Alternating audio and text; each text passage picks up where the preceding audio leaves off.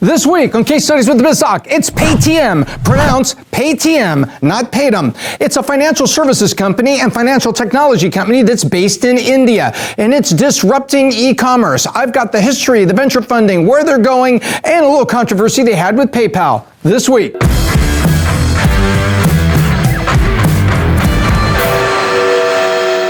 Paytm. Financial services technology as well as e-commerce fulfillment, a payment system. It's based in India. And if you look at India, it's a very big place and a very big market. And many of us haven't heard about it here in the United States or perhaps in Europe, where you may be watching from. But this is where they are. They are in this area of India, located in B121, Sector 5, Noida, Uttar Pradesh, India. That may be a mouthful of address to you and me, but it's perfectly normal if you're in India. Although here in the United States, you might simply say, yeah, they're located about 50 miles outside of New Delhi. Vijay Sharma starts in 2010 with an idea, but he already had some backing. He was $2 million that gets put in. So this guy is not an unconnected guy. He was very connected to government. He was very connected to entrepreneurial circles, and he was very connected to money. So this is not one of those cases where two guys drop out of Harvard with $10,000 from Harvard and away they go. No, this is a very good idea, but it's not necessarily humble beginnings, because $2 million ain't seed money and it ain't a loan from friends and family. It is a serious jumpstart, similar to the way Jack Dorsey started Square off of his Twitter fortune. So Vijay Sharma starts to build Paytm, which really stands for pay through mobile, but also using the ATM nomenclature to make it sound like Paytm. So he puts those together in what I think you and I would agree is some pretty damn clever branding. The first thing that he is in business doing is offering recharge cards like this for your mobile phone in India. You need to recharge the card for the phone or maybe for your pay TV. There's a variety of services that you have to recharge your card. Well, this is the first thing that they offered, was the ability to do that seamlessly and easily. So with $2 million and the initial app gets built, because it wasn't yet a super app, and a super app, let me take a step here, a super app is where one app is suddenly taking the place of several small apps. And as you're going to see, Paytm's functionality keeps getting extended on great technology with privacy and security that was necessary in there, so they could add additional features and functionality, but more importantly, additional places where you could use the card to buy stuff, sell stuff, or conduct commerce. And away they go. Let's go take a look at what ended up in that super app. Let me turn over this way. It says, they added in 2013 utility bills, then they added trains. Trains is a very big mode of transportation in India. If you take a look around India, trains are everywhere, and it's where you have to go city to city or any long distance, you take the train. So now they added India train system. They added shopping in it, late 14, 15, and finally the ability to go to the movies. So you can see what they did. They started adding things on top of it, and I'll back up a second. The utility bills in 2013, and here in the United States, we might say, well, your cell phone bill is a utility. It's like your phone service nowadays. But the point was, mobile and its recharge was different from the other utilities that you'd be paying. So now you can see the platform is going, and they continue to build, and they were taking investment. Well, they were kind of running below radar. In 2014, they crossed over 100 million users. Now, that's only about a third of the United States, maybe a little bit more than that with 330 million population. But in India, that's like 5 to 10% because of the sheer size of the economy and the population that's there.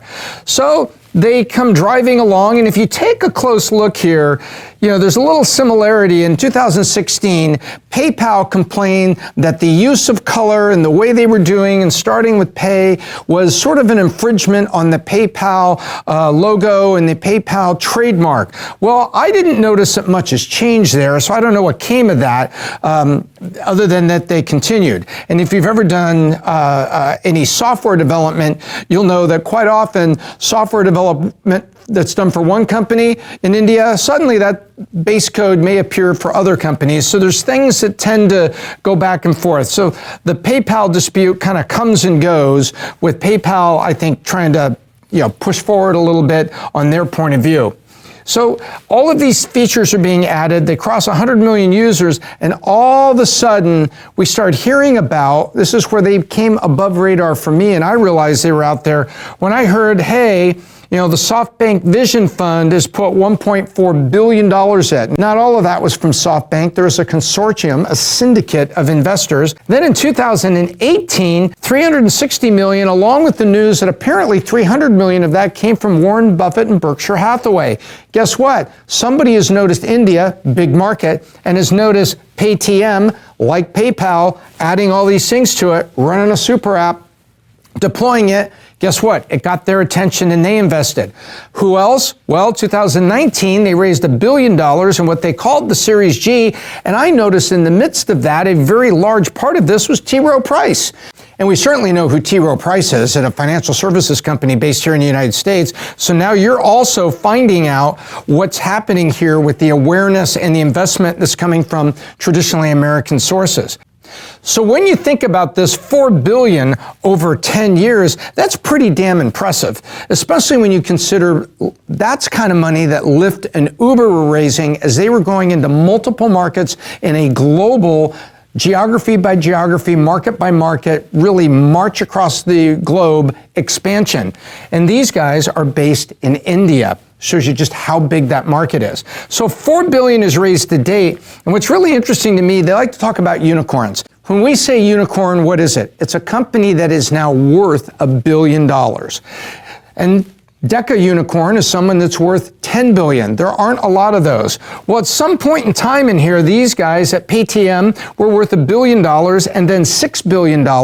And I saw a whole list of announcements with kind of dates that were out of sequence, that were a year off here and here. So I think there was a lot of discussion of all of their investments here that maybe were announced after the fact. But I pulled all of this from the recent ones when they had already achieved a $10 billion Deca Unicorn status. So let's take a look at what happened here. SoftBank invests, Buffett invents, you're now worth $10 billion. Today, right now today, with the $1 billion that was raised just 2 years ago, people are saying there was a little top up that's been raised on that, and their valuation today is $16 billion. They're also talking about an IPO where they say we'll have a $30 billion market cap and $3 billion to the company that could happen before the end of 2021. And I go, wow, 10, 16, Mars. Damn, that is a huge, huge increase in valuation where you take the first 8 years to get you to Deca billion status around 2018, give or take, and then 3 years later, you're at 16, heading for 30. That is a 3x increase in your valuation, and that is just over the course of 3 years, and we're talking billion-dollar baselines for the increase of that, and there you are with Elon Musk rocket and his little red car that's bolted to it, heading to Mars. You know that's one of my favorite reference points, but this stock is heading to Mars. I'm very anxious for this. Now, it's said that they're going to be on the Indian stock market, that they're not going to be NASDAQ or NYSE here in the United States. And we'll have to see if there is a correlating listing here in the U.S. But you have to say there's a lot of stats that seem to support this valuation. Let's go take a look at some of the statistics that are under this amazing valuation. Well, they have 20 million merchants. 20 million! Think about that. That is huge. And they're doing 1 billion transactions a month. Let me put it in perspective. That would be 3 transactions a month for every man, woman, and child that is alive today in the United States of America. That is a lot. And I've also heard that they have now eclipsed 1.2 billion here going into the second quarter of 2021 as we film this. That's huge. But now they're just making a slice in the middle, and let's go take a look at how those little slices are adding up to hundreds of millions of dollars of revenue. Let's go at the revenue and the net income. Now, they're not on a perfect calendar year like January to December. It is a 12-month year, and some things I found have it starting and stopping in March, some of them in September. Either way, I've been able to parse this together, and that the year ending 2018, 423 million US dollars, so I'm converting currencies, and about a $206 million loss. Well, that's not unusual, and actually that's numbers that we might see for Uber or Lyft and a lot of companies here in the United States. Then in 2019, $448 million and lost 549. Well, wait a minute, you only went up a little bit and you've doubled your loss. So either you're hiring people or you're doing marketing or you're doing some things there, and that is usually not a favorable sign if you're trying to get to the IPO. But let's see what's happened. The next year they go $460 million, so down a little bit, and $360 million loss, followed by $437 million revenue and a $233 million loss. Now, I'm a little skeptical of these last two numbers because I think these were trailing 12s, and I was searching for the kind of financials that I could depend on for this, and some of my normal sources did not record all of this and present all this. But suffice to say, they lost a lot less money on close to the same revenue. And I think that's probably where some of this excitement is coming from, because they're back down where they were in terms of the net income loss, but they're driving marketing and they're driving all of these product sets forward as they go in India. And right now, they are the most valuable startup ever in India. Remember when we used to say that about, I believe it was Uber, was the most valuable startup ever in US history? Well, they are supposedly the most valuable startup ever in Indian history. And on the strength of all that success, the board of directors supposedly have authorized them to go forward with full exploratory permission for the IPO. The reason you say exploratory, because it ain't over till it's over, but your board has said, yes, you can proceed with the IPO, but you got to get a lot of things done before you can go on any stock market globally. So when I step back from this, I say to myself, okay, what can we learn?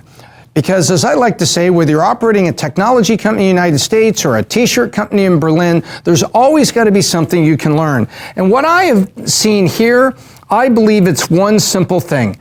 True platform works, and adding categories work. If you look at here, the super app they made was basically a transaction app, a banking app, and they just started adding categories which require them to go out and make deals with all the train companies, make deal with the utility companies, so that they will accept Paytm as payment mechanism.